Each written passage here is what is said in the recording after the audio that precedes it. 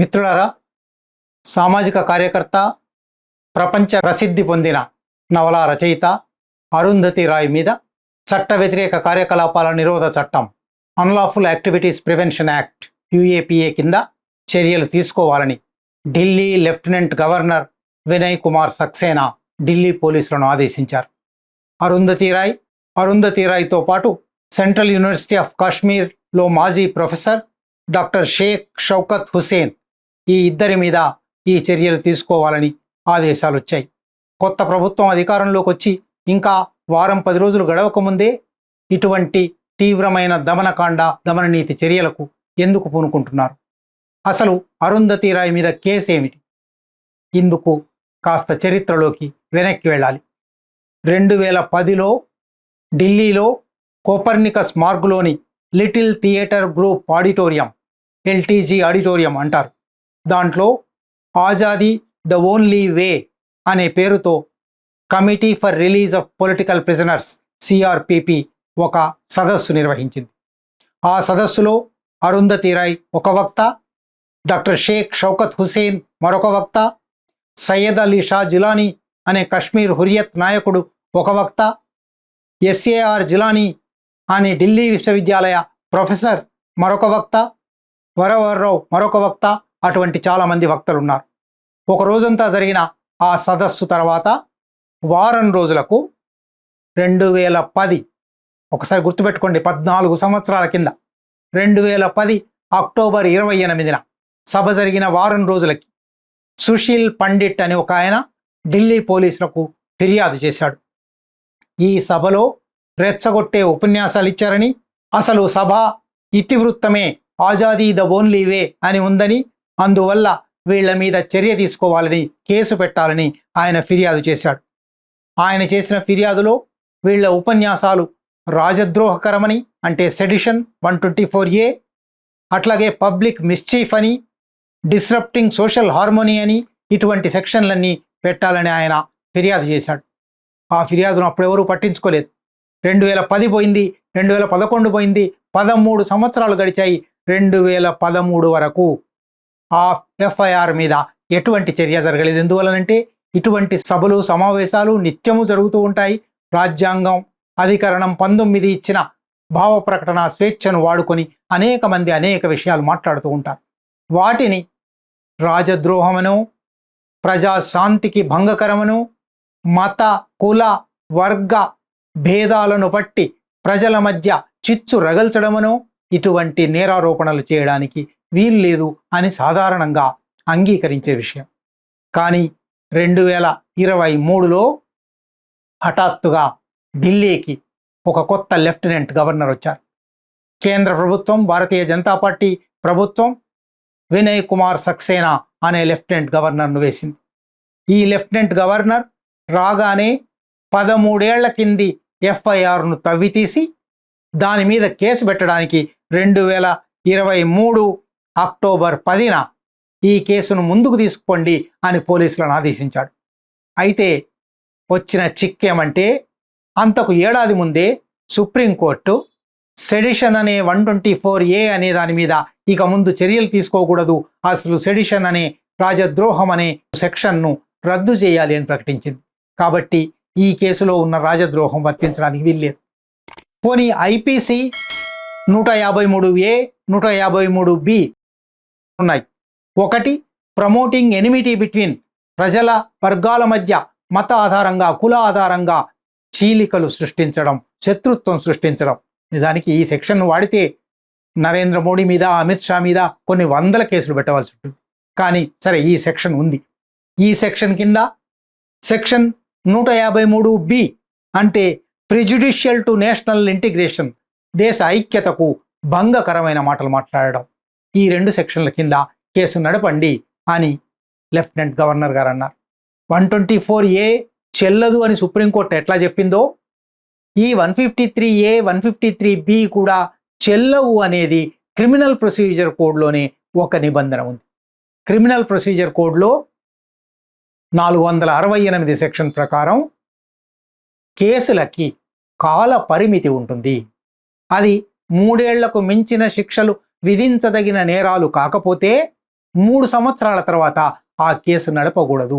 ఆ కేసు నడపడానికి వీల్లేదు. ఆ కేసు కొట్టుడు పోయినట్టే అవుతుంది. కాబట్టి 153, 153A, 153B మీద కేసు నడపండి అని లెఫ్టినెంట్ గవర్నర్ అన్నారు, కానీ ఆ కేసు నడపడానికి వీల్లేదు. ఆ కేసు అప్పటికే 13 సంవత్సరాలు అయిపోయింది. 3 సంవత్సరాల కన్నా ఎక్కువ లోపల దాన్ని తవ్వి తీయడానికి వీల్లేదు.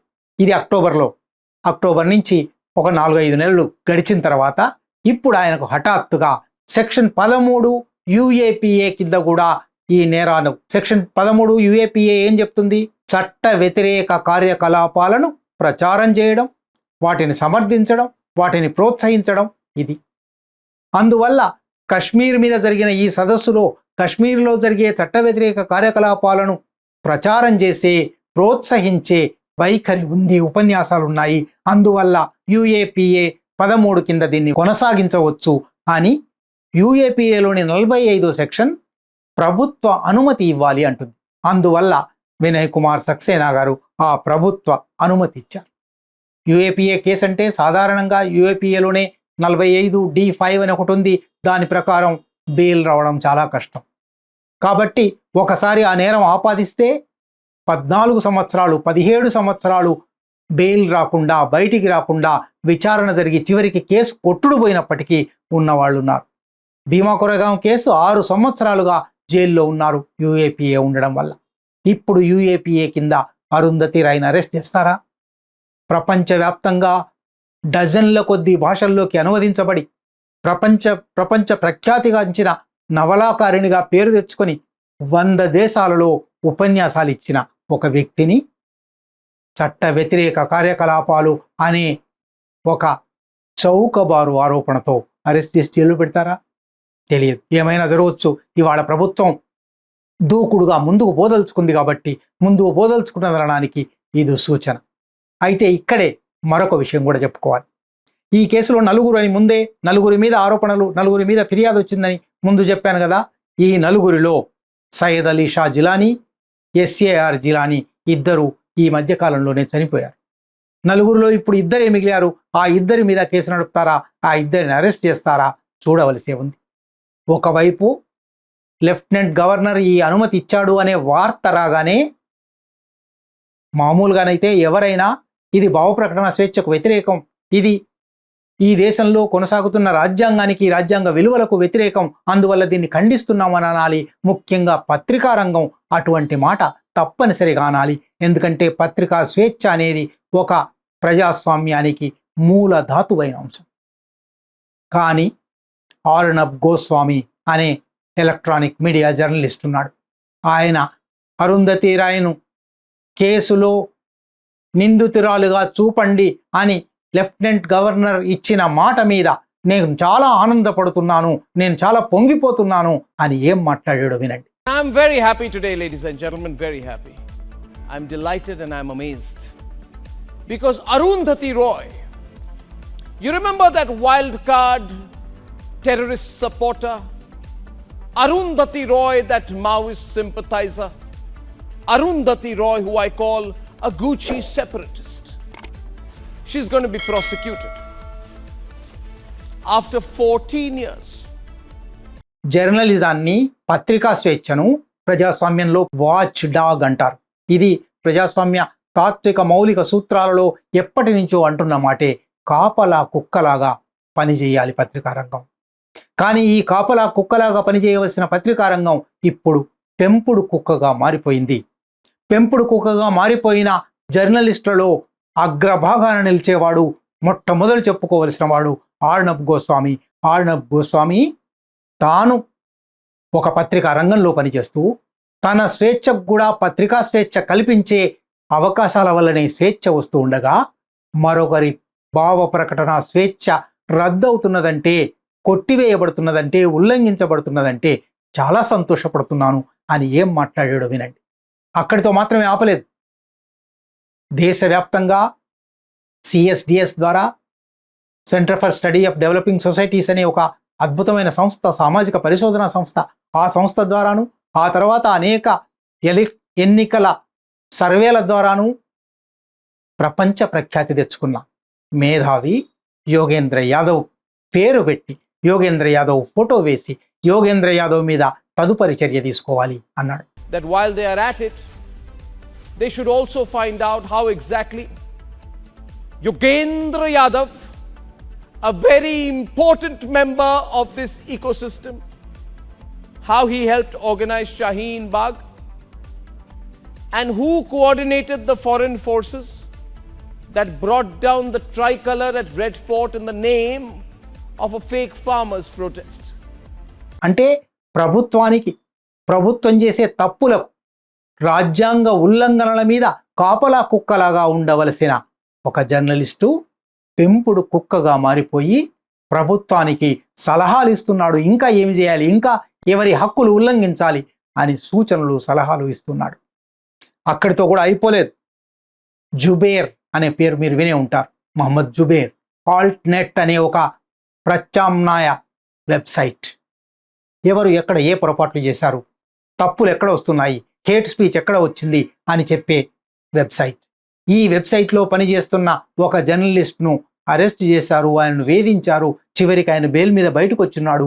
ఇప్పుడు నిన్ననే ట్విట్టర్ నుంచి, ఎక్స్ నుంచి ఒక సందేశం వచ్చింది. ఢిల్లీ పోలీసుల నుంచి మాకు మీ మీద ఒక కంప్లైంట్ అందింది. మీ ఎక్స్ అకౌంట్ను ఎందుకు రద్దు చేయకూడదు, మీ ఎక్స్ అకౌంట్ను ప్రభుత్వ వ్యతిరేకంగా వాడుతున్నారట. అంటే ఇది ఎక్కడికి పోతూ ఉన్నది ఆలోచించండి.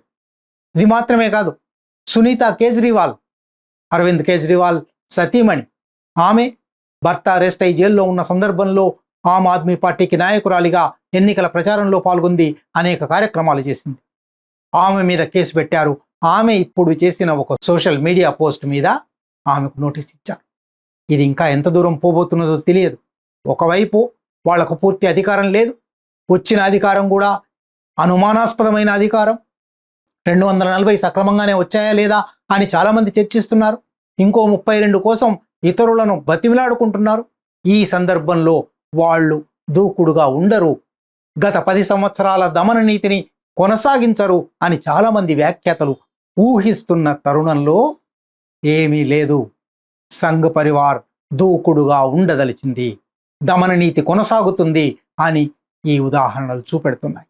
ఆ వ్యక్తుల ముందర సవాల్ కాదు. అరుంధతీ రాయ్ గారు 1998 నుంచి ఇటువంటి రచనలు చేస్తూ ఉన్నారు.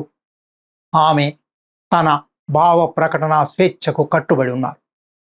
జుబేర్ మొన్ననే విడుదలై వచ్చాడు. మళ్ళీ జర్నలిస్టుగా తన విద్యుక్త ధర్మాన్ని యథాతథంగా కొనసాగిస్తున్నాడు. సునీత కేజ్రీవాల్ ఒక ప్రతిపక్ష పార్టీ నాయకురాలిగా ఉంది. వాళ్ళది కాదు సమస్య. ఇవాళ దేశంలోని ప్రజల ముందు ఉన్న సవాల్ ఇది. ఈ దేశంలో ప్రజాస్వామ్యం బతికి బట్టగడుతుందా లేదా, ఈ దేశంలో భావ ప్రకటన స్వేచ్ఛ ఉందా లేదా, ఈ దేశంలో రాజ్యాంగ విలువలు అమలవుతాయా లేదా, రాజ్యాంగంలో ప్రాథమిక హక్కులలో హామీ ఇచ్చిన వాక్ సభా స్వాతంత్ర్యాలు అమలవుతాయా లేదా, ఇది అంటే ఈ దేశంలాగానే ఉంటుందా లేదా, ఇది ప్రజలు తెలుసుకోవాల్సిన సమస్య. ప్రజలే ప్రజాస్వామ్యాన్ని రక్షించవలసి ఉంది. ప్రజాస్వామ్యానికి నిర్వచనం ఏమిటి అన్నప్పుడు ప్రజాస్వామ్య తత్వవేత్తలు eternal vigilance is the price of democracy అన్నారు. నిరంతర జాగరూకతే ప్రజాస్వామ్యానికి మనం చెల్లించవలసిన మూల్యం. ఇవాళ ఈ 3 ఘటనల తర్వాత అరుంధతీ రాయ్, అర్ణబ్ గోస్వామి మాట్లాడిన మాటలు, జుబేర్ మీద దాడి, భయంలో బతికే పరిస్థితి, భయభీతావహంలో సమాజాన్ని ముంచి తమ పాలనను, తమ ఆశ్రితులకు ఈ దేశ సంపదను కట్టబెట్టే పాలనను కొనసాగించడమే పాలకుల పని. పాలితులు, ప్రజలు చేయవలసింది నిరంతర జాగరూకంగా ఉండడం, ప్రతిదాన్ని ప్రశ్నించడం, ప్రతిదాన్ని రాజ్యాంగబద్ధంగా నడవాలని కోరడం.